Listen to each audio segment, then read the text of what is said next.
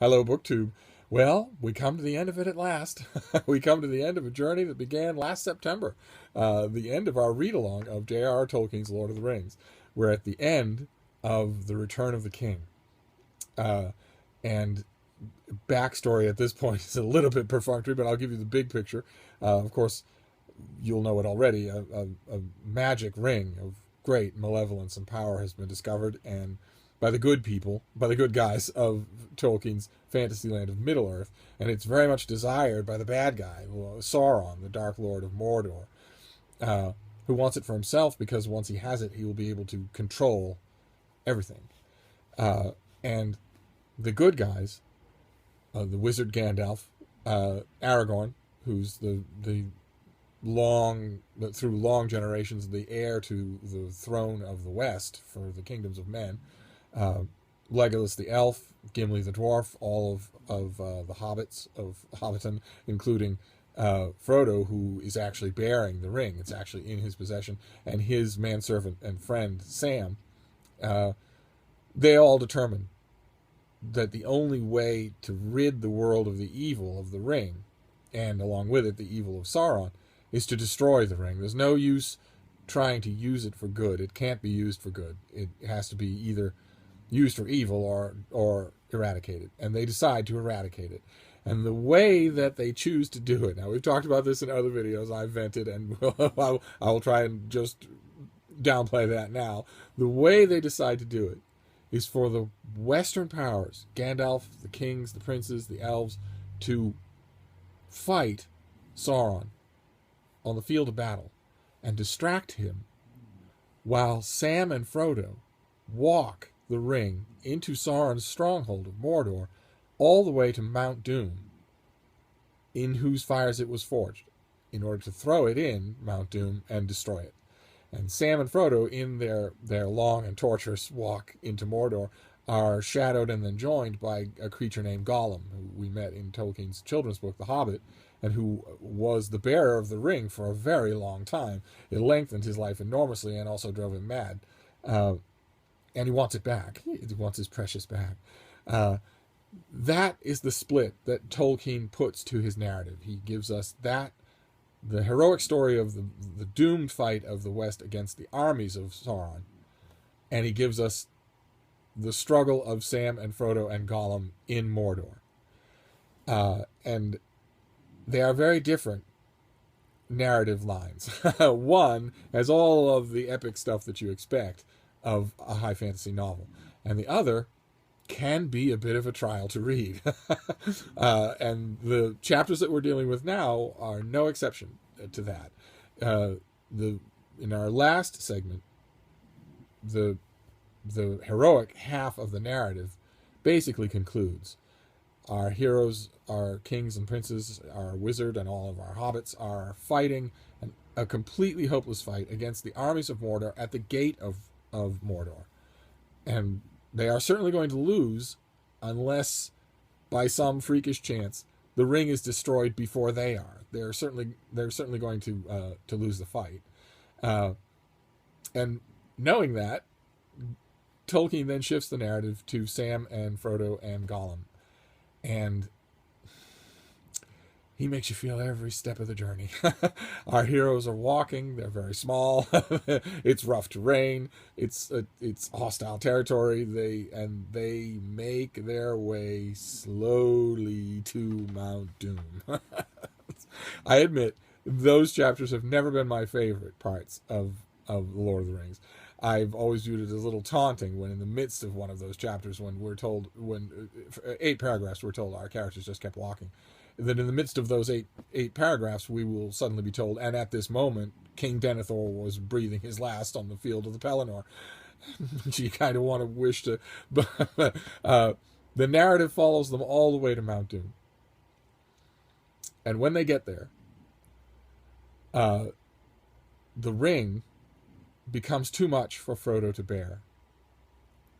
And Sam, steadfast, loyal, stronger than he knows he is, Sam, takes the ring for himself, wears it on a chain around his neck, and they continue on. And the closer they get to Mount Doom, the worse the ring becomes. Tolkien actually It's a very nice, it's a very nice passage where he tells us that, and also gives us a little hint of a couple of things I want to mention later on. Uh, uh, this is Sam that is the he here. He thought his thoughts turned to the ring, but there was no comfort there, only dread and danger. No sooner had he come in sight of Mount Doom, burning far away, than he was aware of a change in his burden. As it drew near the great furnaces where in the deeps of time it had been shaped and forged, the ring's power grew, and it became more fell, untamable save by mighty will. As Sam stood there, even though the ring was not on him, but hanging by a chain around his neck, he felt himself enlarged, as if he were robed in a huge, distorted shadow of himself. A vast and ominous threat halted at the walls of Mordor. He felt that he had from now on only two choices: to forbear the ring, though it would torment him, or to claim it, and challenge the power that sat in the dark hold beyond the Valley of Shadows. Already the ring tempted him, gnawing at his will and reason. Wild fantasies arose in his mind. He saw Samwise the Strong, hero of the age, striding with a flaming sword across the darkened land, and armies flocking to his call as he marched to the overthrow of Barad-dûr. And then all the clouds rolled away, and the white sun shone, and at his command the vale of Gorgoroth became a garden of flowers, and trees brought forth fruit. He had only to put on the ring and claim it for his own, and all this could be. In the very next paragraph, we get a bucket of cold water on that, and classic Tolkien shifting of the moment. In that hour of trial, it was the love of his master that helped him to hold firm, and also the deep down in him lived still unconquered his plain hobbit sense. He knew in the core of his heart that he was not large enough to bear such a burden, even if such visions were not a mere cheat to betray him. The one small garden of a free gardener was all his need and due. Not a garden swollen to a realm, his own hands to use, not the hands of others to command. But at the end, when they're actually over the fires of Mount Doom, it's Frodo who has to bear the ring, and it's Frodo who reaches that point. And when he reaches that point, with the ring in his hand and the means of its destruction at his feet, he fails. He can't do it any more than its original human possessor could do it when he stood in the exact same spot thousands of years before. He says no. He says, I won't do it. He says, I have come, but I do not choose now to do what I came to do. I will not do this deed. The ring is mine. And he puts it on. He's resisted that all along. The minute he puts on the ring, he will be known not only to the Ringwraiths, but also to Sauron himself. But he can't help it. He wants it to be his. When he gets to that moment, he's not strong enough, and he puts on the ring. And when he puts on the ring, suddenly Sauron, the Lord of the Rings, realizes in an instant that he is trembling on the very brink, the literal brink of doom. He realizes in an instant exactly where the ring is. And where is it? The last place anywhere in the universe that he wants it to be. And the paragraph is just amazing. As far away as Frodo put on the ring and claimed it for his own, even as Samath Naur, the very heart of his realm, the power of Barad-dûr was shaken, and the tower trembled from its foundations to its proud and bitter crown. The Dark Lord was suddenly aware of him, and his eye, piercing all shadows, looked across the plain to the door that he had made, and the magnitude of his own folly was revealed to him in a blinding flash, and all the devices of his enemies were at last laid bare. Then his wrath blazed in consuming flame, but his fear rose like a black smoke to choke him, for he knew in his deadly peril the thread upon which his doom now hung. From all his policies and webs of fear and treachery, from all his stratagems and wars, his mind shook free. And throughout his realm a tremor ran. His slaves quailed, and his armies halted, and his captains, suddenly steerless, bereft of will, wavered and despaired, for they were forgotten. The whole mind and purpose of the power that wielded them was now bent with overwhelming force upon the mountain. At his summons, wheeling with a rending cry, in a last desperate race there flew, faster than the winds, the Nazgul, the Ringwraiths, and with a storm of wings they hurtled southward to Mount Doom. But they don't reach it in time.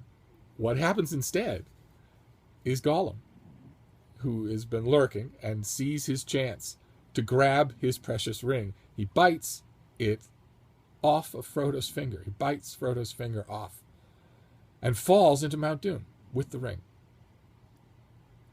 Frodo is maimed, but he comes back to his senses.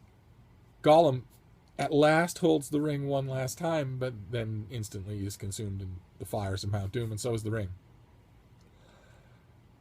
And as that passage that we just read indicates, Barad-dûr, the forces of Mordor, are entirely built on the ring. The ring contains most of Sauron's power, and without it, he becomes a giant black wraith that rises up over Mordor for an instant and then is just blown to tatters.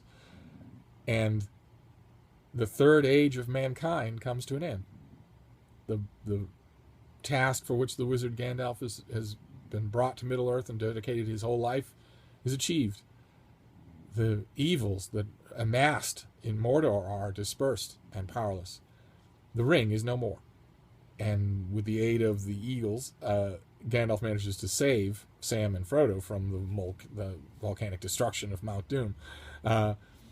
And they all meet in safety, and they try to recover, and they try to count up their blessings, and the blessings are limitless. And that's what Tolkien tries to make clear when Aragorn comes into his own. Now that he's won, he is the king of the West. Not just one city, but all the cities of the West. He's the heir to the old kingdom of Westernesse, and all the good things in it. And Tolkien spends a good amount of time, 20 or 30 pages, describing banners blowing in the wind, confetti, bright mornings, rainbows, the utter happiness, the utter triumph of good in his story. And I wanted to read you just a bit of that to give you a taste of it. Again, the hymn here is Aragorn. In his city, in his time, the city was made more fair than it had ever been, even in the days of its first glory. And it was filled with trees and with fountains, and its gates were wrought of mithril and steel, and its streets were paved with white marble. And folk of the mountain labored in it, and the folk of the wood rejoiced to come there. And all was healed and made good, and the houses were filled with men and women, and the laughter of children. And no window was blind, nor any courtyard empty. And after the ending of the third age of the world, into the new age it preserved the memory and the glory of the years that were gone. All one sentence. All very, very intentionally in biblical cadence. And you might think that's the end of the story, but Tolkien was a bit of a melancholy person, and there's melancholy that runs throughout this whole trilogy. Yes, the good guys win. Yes, the ring is destroyed, but as we've been made aware from the beginning, the One Ring is intricately connected to the three other great rings that the elves and Gandalf have held, and that those rings support a great deal of what is delicate and magical and beautiful in Middle-earth, which must now fade. There's a price to be paid for victory. It's not stressed, but it's there all the time. That the third age is the age of magic. It's the age of elves, and that it's going to be ending. And we see that literally. The elves, who have been our main characters throughout the Lord of the Rings, realize that their time on Middle-earth is over. And in large groups, with hardly any holdouts, they make pilgrimages eventually to the far west, to the shipyards of Círdan the Shipwright, where they will take passage for the west, for the supernatural other realm of Tolkien's heaven, basically, his Valhalla, where the good go and leave Middle-earth. It's not a commute. They go and they don't come back, and that happens. There's a chapter called Many Partings where everybody leaves, and it turns out that also applies to hobbits. Frodo has been simply too wounded by his ordeal as ring bearer to stay in Middle-earth. He can't do it anymore. And Gandalf, of course, is leaving. There's no reason for him to stay anymore. He was sent from the west specifically to defeat Sauron and destroy the ring. That's all been accomplished. There's no reason for him to stay. So they leave. they, after a while of rejoicing, after a while of Gondor and Aragorn being in power and honoring all of his friends, praise them with all praise is a line that is repeated far too many times. After all that rejoicing, the High Elves all leave Middle-earth. They take ship and leave, and with them goes Frodo. And when his friends realize this, they go with him to the Havens and say goodbye. And the fellowship ends as, our good guys sail away. Aragorn is king. Legolas and Gimli are in their own kingdoms. The hobbits are expected to just go home. There's a neat little bit where they go back to the Shire and realize that an old evil, that I won't spoil it for you, but that an old evil, a withered little evil, has taken one last stand in the Shire. But they rout it out. It's not much of a challenge, and they have a home to go to. But the one ring bearer who doesn't go is Sam, and he's heartbroken. His friend and master is leaving, and he's never going to see him again as far as he knows. And he waits when the ship is leaving, when the ship is heading off. He sits and waits. How does Tolkien put it? They wait. Sam stood, but to Sam the evening deepened to darkness as he stood at the haven, and as he looked at the grey sea he saw only a shadow on the waters that was soon lost in the west. He and Merry and Pippin, the other two hobbits, wait there until nightfall, long after the ship is visible. And then they decide to make their way back to the Shire. And I want to read you the last part of that. At last they rode over the downs and took the east road, and then Merry and Pippin rode on to Buckland. And already they were singing again as they went, but Sam turned to Bywater, and so came back up the hill as the day was ending once more. And he went on, and there was yellow light and fire within. And the evening meal was ready, and he was expected. And Rose drew him in, and set him on his chair, and put little Eleanor on his lap. He drew a deep breath. "Well, I'm back," he said. And that, to an epic as huge as Lord of the Rings, is just about as pitch perfect an ending as you could possibly imagine. It's just perfect. And as we saw way back in September, Tolkien then ruins it.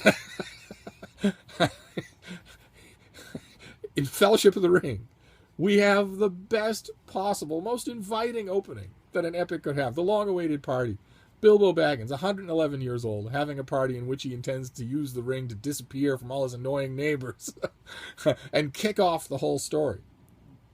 But it isn't the beginning of the book. The beginning of the book is an enormous prologue about the metallurgy and agriculture of hobbits going back for centuries. It's mind-boggling. It's mind-bogglingly dull. It isn't the proper beginning of a story. It's mystifying to me why, despite the entreaties of friends, Tolkien left it in. It's mystifying to me. And here at the end of the book, the end of the book is also Hobbit-centered, and if anything, note for note, it's even better than the beginning of the book. Well, I'm back. After all Sam has been through. There's a fire in the grate. There's a light in the window. There's a chair ready for it. And that would be perfect if The Lord of the Rings ended there, but it doesn't. Instead, it ends with 100 pages of appendices on genealogies and language tables and battles in kingdoms that we never see in the book, with kingdoms and rulers and bad guys whose stories are told in 2 or 3 sentences or 2 or 3 paragraphs, but who don't have any impingement on the story at all. They're not even mentioned in the book.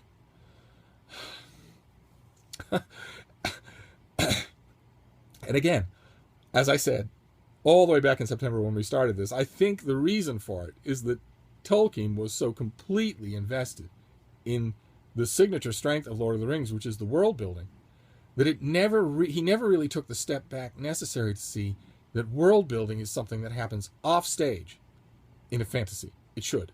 In a novel, the world building should be off stage. in the novel itself, your story, your priority is to tell your story. Your story is supposed to be dramatically and humanly satisfying. And Tolkien clearly had the ability to do that and a lot of the instincts, because when you get him writing that story, he's fantastic, almost not rivaled in the long history of epic fantasy that he, more than anybody else, gave birth to. But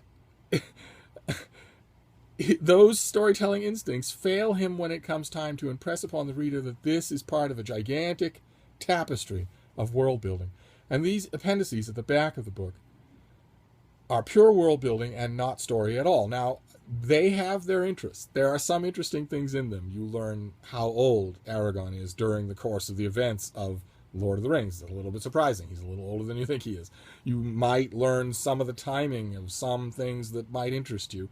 There is nothing in any of the 100 pages of the appendices that you need in order to appreciate the book.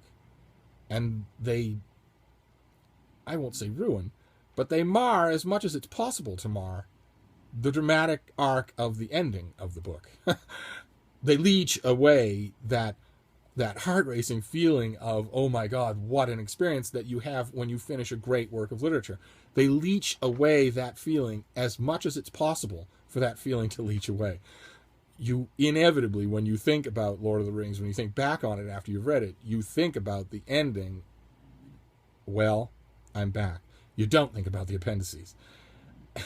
So we finished Lord of the Rings with, my highest accolades. I think it's absolutely fantastic. And also, my usual caveats that it like almost any great work of literature, it has its flaws. There are little things, like, for instance, when the great and powerful, when Elrond and Galadriel and Celebrimbor and all the mighty high elves are making their pilgrimage to the west in order to get to the havens, in order to make their journey over the sea. They meet with everybody. They meet Treebeard, the Ent, who we see bring about the end of Saruman. They meet Saruman. But they don't meet Tom Bombadil when they should. Dramatically speaking, that makes the Tom Bombadil chapters sort of weird if there's no conclusion whatsoever, if he never makes a return appearance. And there's been a mountain of Lord of the Rings fan fiction in which they do meet and which they have conversations. But there's that, and there's the beginning and the ending, which has always made this book a little tricky to recommend. I always, when people say, what fantasy should I read, I always say, well, you have to read Lord Dunsany and you have to read The Lord of the Rings. But Lord Dunsany never lost sight of the story. And with Lord of the Rings, I often want to tell people, well, okay, it makes the worst of all possible first impressions, and it makes a really terrible last impression. So try to have forbearance with those two things when you're reading it for the first time. I don't know anybody that loves Tolkien who hasn't gone back to these appendices and just poured through them. They are very interesting. Elsewhere, if there were a later version, a Variorum version of Lord of the Rings in which they were included, but that there was a one-volume Lord of the Rings that had neither the prologue nor the epilogue nor the appendices, that would be great. But that, anyway, brings us to the end of what most people rightly consider to be the seminal work of fantasy literature ever written. And it was a blast to go through it, chapter by chapter with you, praising it, reading from it, and also dinging it when necessary. So I want to thank you all for your patience. This has been a very strung out read along from the days when Strip Cover Lit started me off to now. And I want to make 2 points. One, this process, no matter how strung out it is, has made me realize how much I love read alongs. I want to keep doing them. And 2, I've also realized, of course, what is obvious from all of this, which is that these things, read alongs, are much more effective if they're much more concentrated. So the next one that I undertake, we will do one installment a week so that we don't get lost in the weeds of almost a year. And I'll just have to decide on what the book is. Right now, the foremost contender in my mind is God Is Not Great by Christopher Hitchens.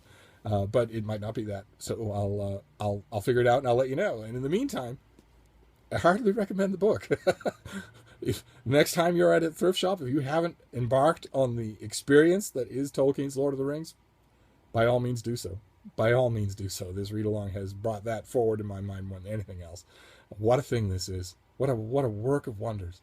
And that's it for now. So I'll see you soon, book two. Thank you.